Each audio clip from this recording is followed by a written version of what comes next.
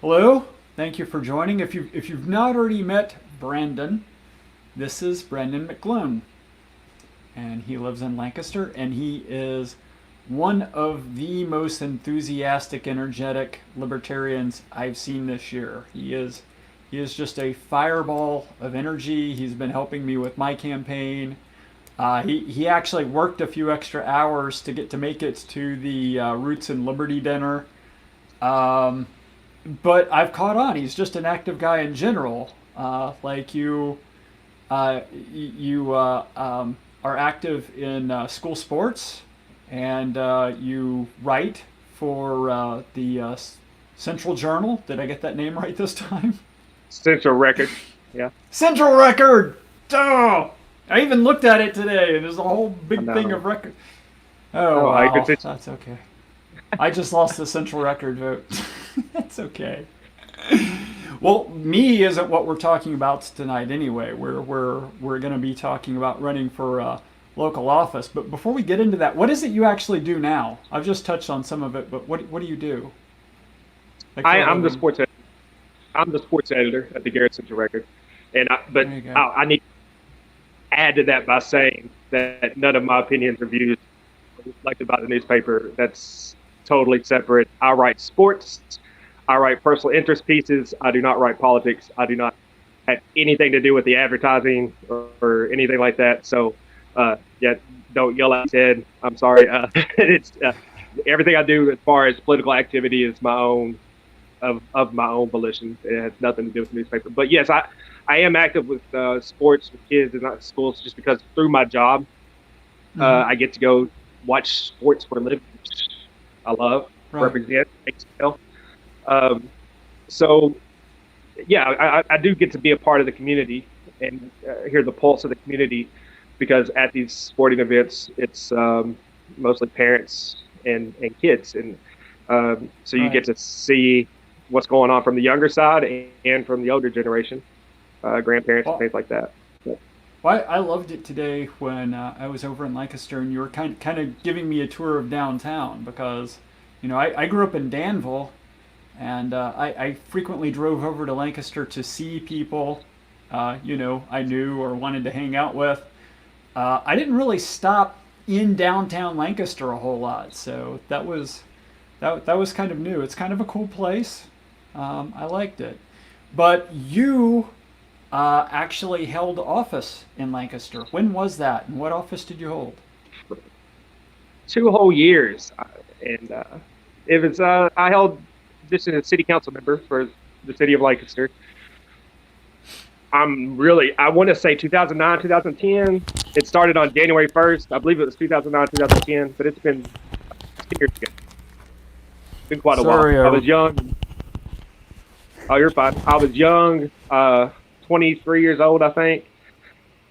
Didn't really know what I was doing, but I learned a but lot, and I learned but to appreciate my community a lot more. but you got some stuff done anyway. Sure, Um, sure. I mean, and I chalk that up in the description to your libertarian values. At the time, you didn't even know what a libertarian was, but you actually still kind of had some libertarian instincts and libertarian values anyway. You just hadn't found us yet. Is that right? Right. I've been told you're a neocon. I've been called libertarian leaning when I was younger. I had no idea what that meant. I just know socially I love gay people. I thought people should be able to do what they wanted to be able to do, Sure. and I was fiscally conservative. Um, I didn't really have an ideology. Yeah. Still not set in stone. I'm only 34. I've got time, but It's yeah, mystifying to me that on people the somehow. I'm sorry. Go ahead. I'll go ahead. No, you go ahead, please. I'm mystified how people think that being socially liberal should somehow be an opposite of being fiscally conservative. How the two are coupled together in any way, shape, or form is just bizarre. People are just lost on that.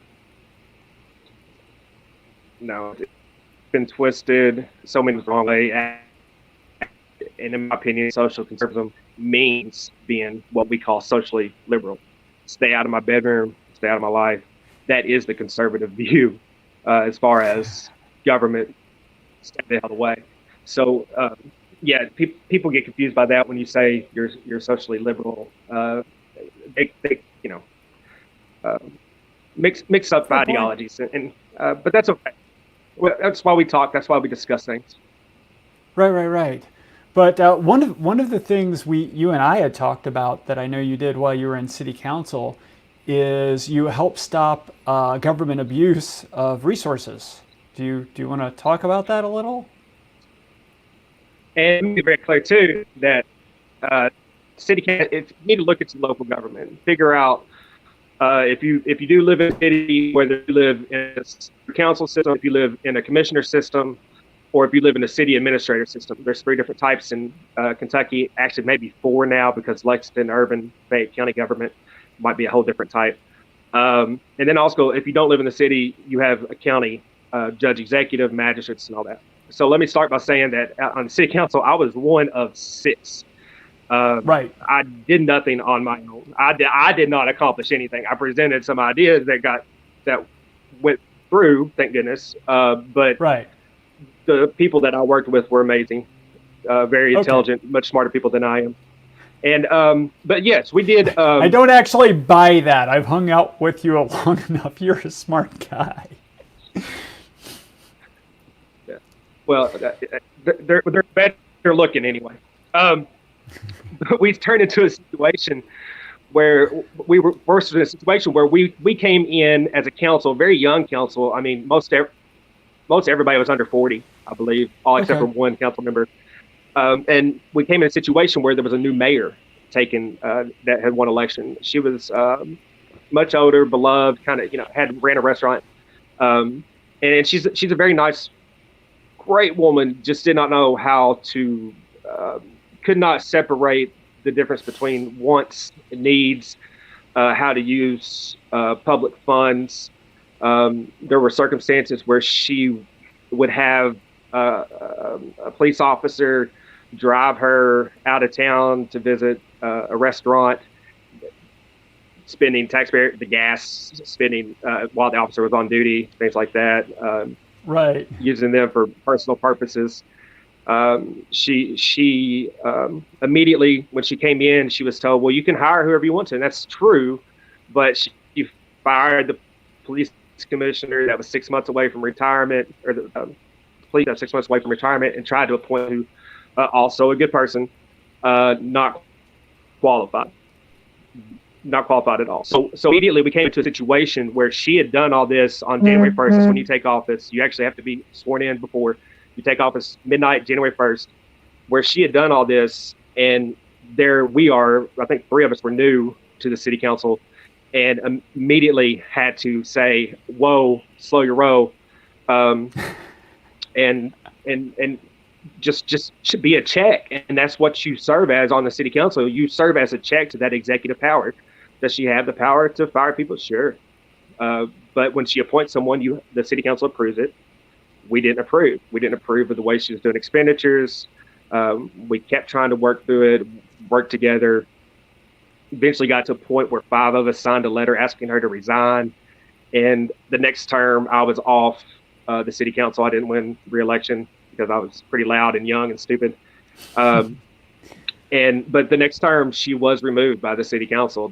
Even the newer people on that ran on this idea that we're going to try to work with her, they realized there's no working with her. She's abusing her power. She's creating a hostile work environment, all this different stuff. She's got to go. So. Right. Well, I mean, often we think about a senator or a congressman or a president wasting millions or billions. And, we forget about the mayor of our small town wasting an hour or 2 of a cop's time, because that sounds inconsequential, and until you really kind of do the math on the scale and you realize there are tens of thousands, maybe hundreds of thousands of small communities across the country, and These people are, these are the people who are wasting our immediate tax dollars. That, and it's a bad culture. I mean, everybody's talking about police reform right now, but the idea of entitlement, the idea of I can just do whatever I want to do, that is a cultural thing. I mean, if this were going on in a corporation, we'd be pointing the finger at the CEO.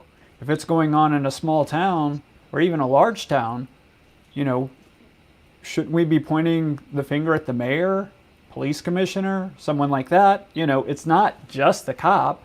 They live in a culture. It's an ecosystem.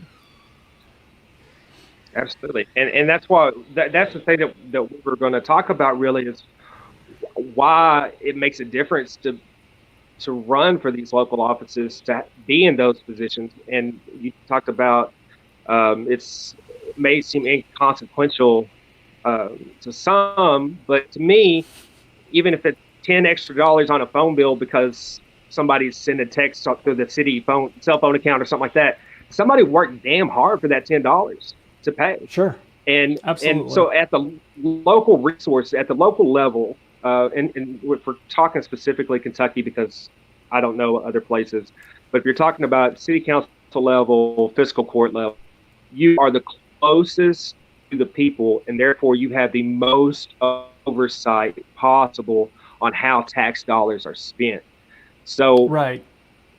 People in Congress may approve of a road system being built or something like that. Don't have time to go and check and make sure the foreman's doing the job, to make sure that taxpayer dollars aren't being wasted. On the city council level, you do. You can check, and you get a budget each week, and you can go line by line, and you can actually go to the police office and say, why did you need to spend $500 on this gun? Whatever.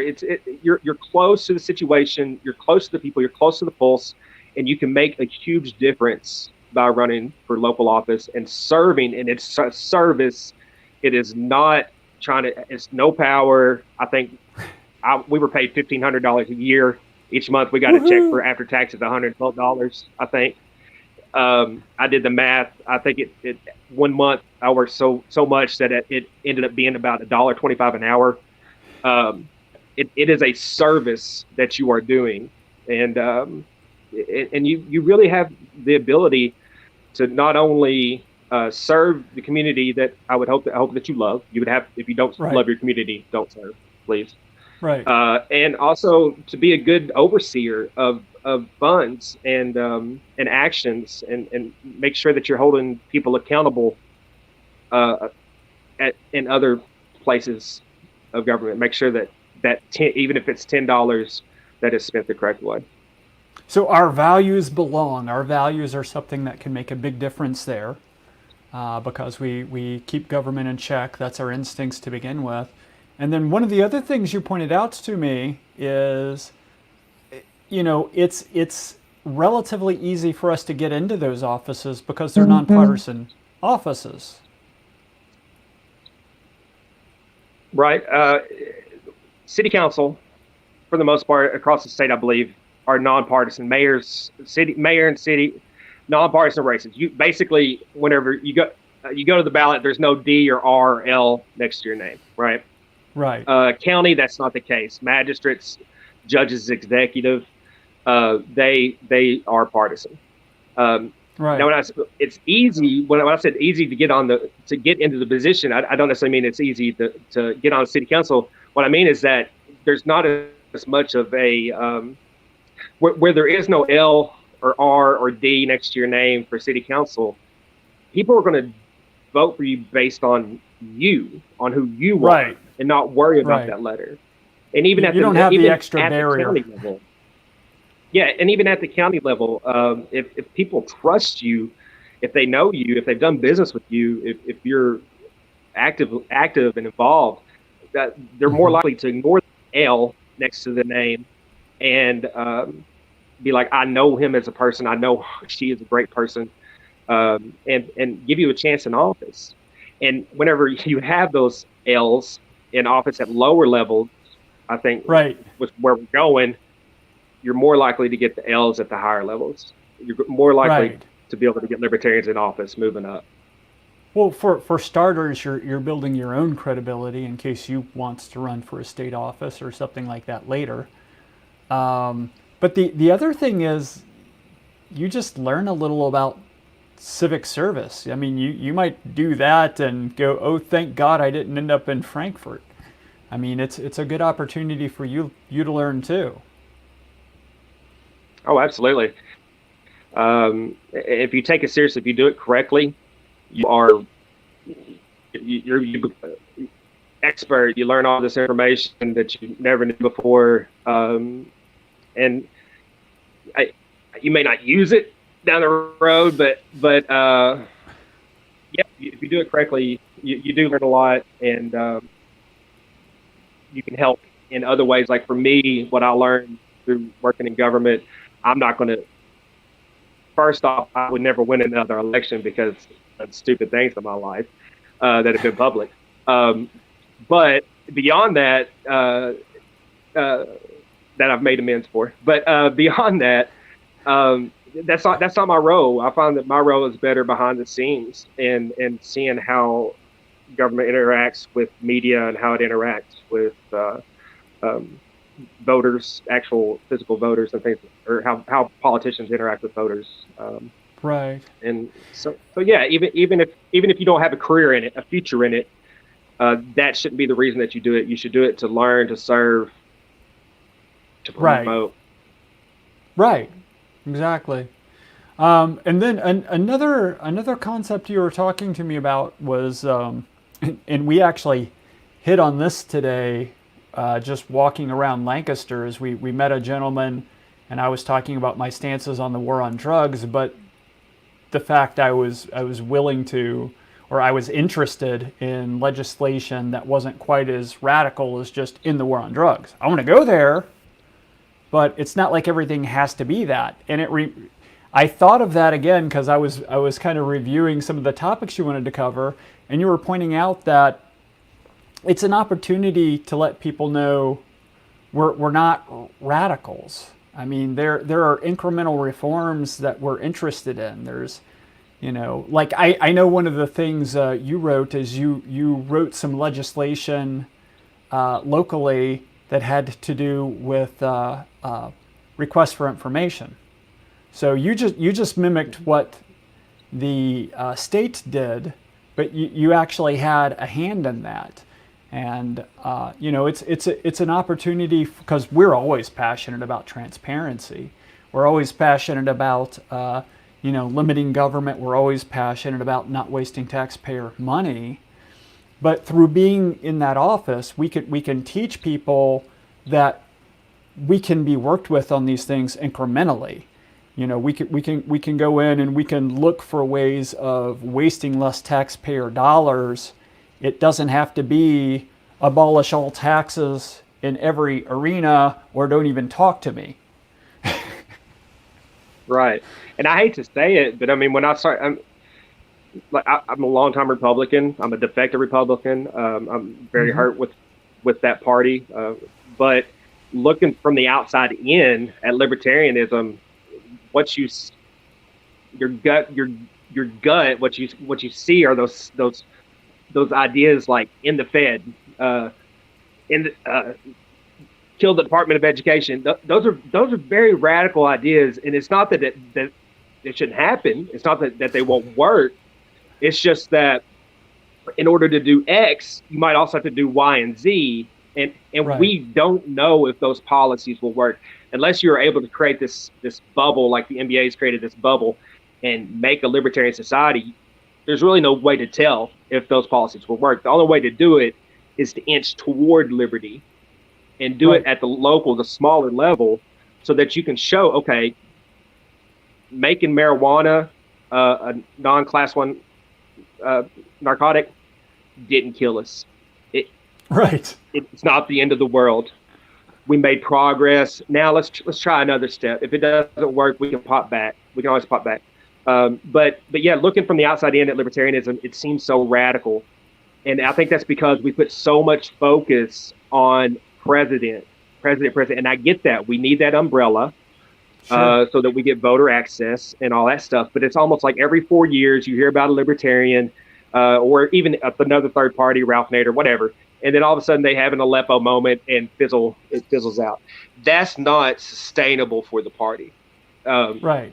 It's Well, great to I have think we somebody have an run. Aleppo moment because so many people out there are waiting for that Aleppo moment, who want that Aleppo moment to happen, and after it finally happens, they'd run with it. I mean, Exactly. Joe, They only need one thing. The media only right, needs one thing to be like, see, right, not not qualified. Not right, qualified because he doesn't know what Aleppo is. Neither did I. I thought it right. was dog food. But But Biden and Trump can get away with 15 or 20 Aleppo moments this year. exactly, they have the benefit of the doubt. One of the things I wrote down too is like if you do serve in office as a libertarian at the local level, you have to work 10 times harder because you don't have room for error. A Republican and Right, a Democrat, they have room for error because people be like, I didn't agree with that, but we're, we vote for the same president. We're the same, we're in the same party.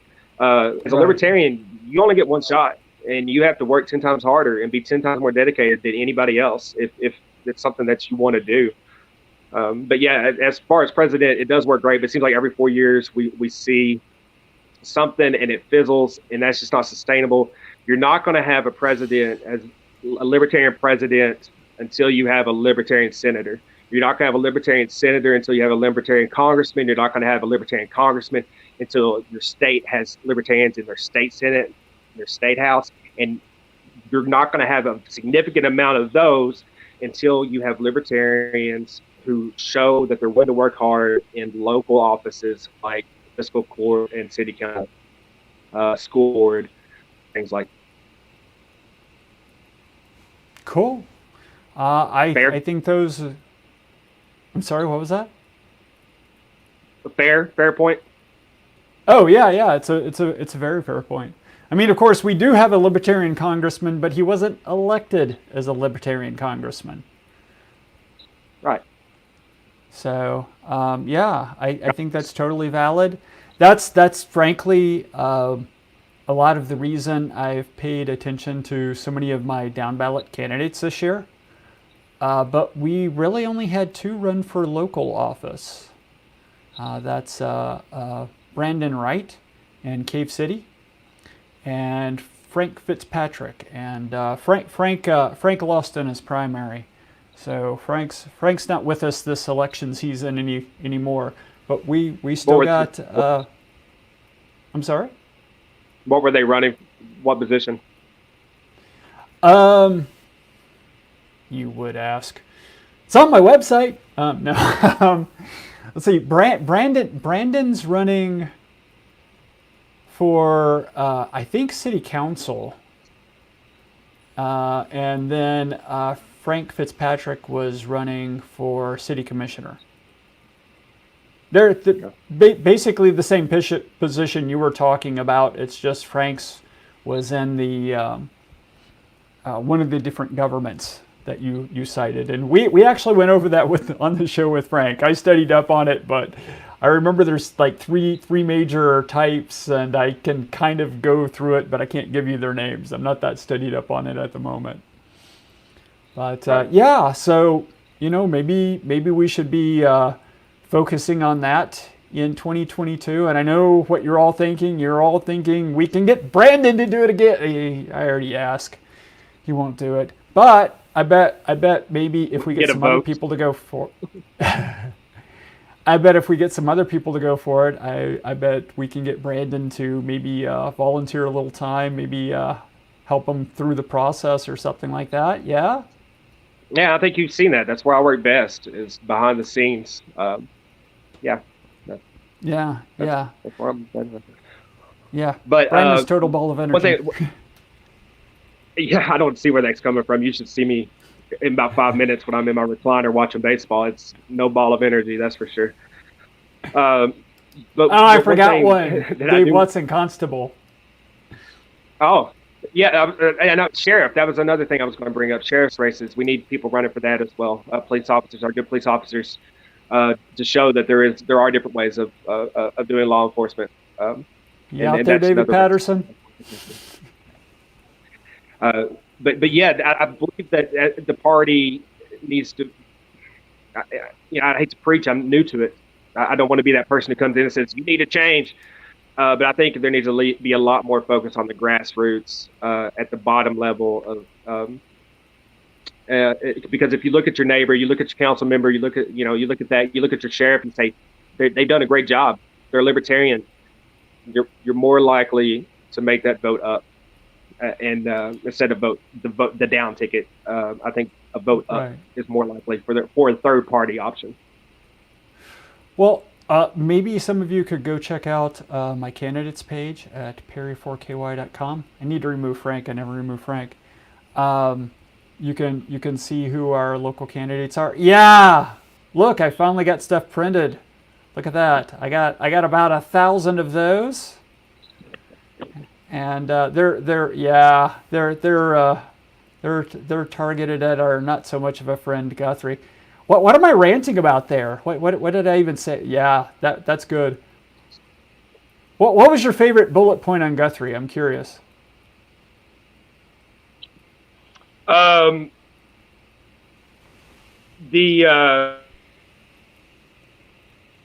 House Bill 6172, the circumvention of the Constitution. For me, that's a biggie for me as far as collecting data, NSA, people watching us right now through the lens, that sort of thing. That's not a Republican. That's not a Republican issue. That was an overreaction to 9/11, and it was an overstep, and we never bounced back. And it's a shame. And to continue supporting it, that kills me about the Republican Party. It's not the party that I made up in my mind was justifiable to be a part of. Right. Well, they're not there. They're not where we need them to be. So vote Libertarian, and we will try to drag their butts back there. Hopefully, some of us get in office, and if none of them do, then at least hopefully we can get enough votes to make the old parties go, where are we losing these votes? And the idea of a government spying on its citizens, that is something that should definitely motivate you to not vote for the person who's continuing to spy on you. So I think that's all we have. Thanks for joining, and thanks for helping my campaign so much. And I think maybe the reason I think you're a ball of energy is every time I talk to you, you're telling me about what you've done and what you're going to do, and also just your attitude. Like if I'm a little tired or worn down or something like that and talk to you, I feel like, man, I got to get up and get back to work, because he just told me what he did and what he's going to do, and what am I doing? I was planning on taking a nap. Just don't mention the recliner thing to me again. Just leave that out of it. I'll send you a picture later. Don't worry about it. All right. Thanks for joining us, and I will talk to you all later. Have a good evening.